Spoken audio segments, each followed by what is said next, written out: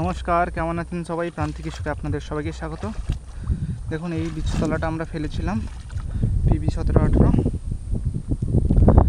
ওই পাশটা মোটামুটি ভালো ধান হয়েছে, এই পাশটায় ধানগুলো জলের নিচে তলিয়ে গেছে।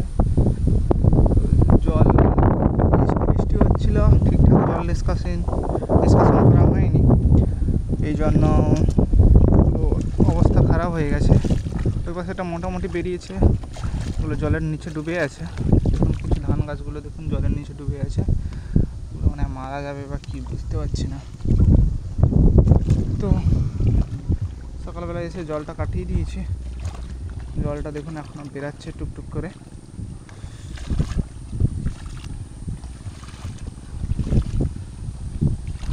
জলটা দেখতে পাচ্ছি বেরিয়ে যাচ্ছে, বিশেষ করে সাদা জল। বাতাসও প্রচুর পরিমাণে বইছে। এইখানটায় কি আরেকটু কাটিয়ে দিব, এইখান দিয়ে জলটা ধীরে ধীরে বেরোচ্ছে, কাটিয়ে দিই।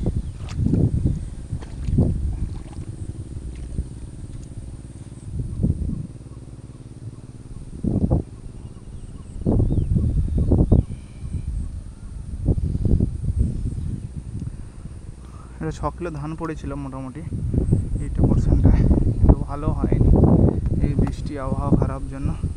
এদিকে ধানটা আগে পড়েছিল, এটা একদম ভালোভাবে বেড়ে উঠেছে, ঠিকঠাক হয়ে গেছে। এদিকে ধানটা ভালো হয়নি মোটামুটি।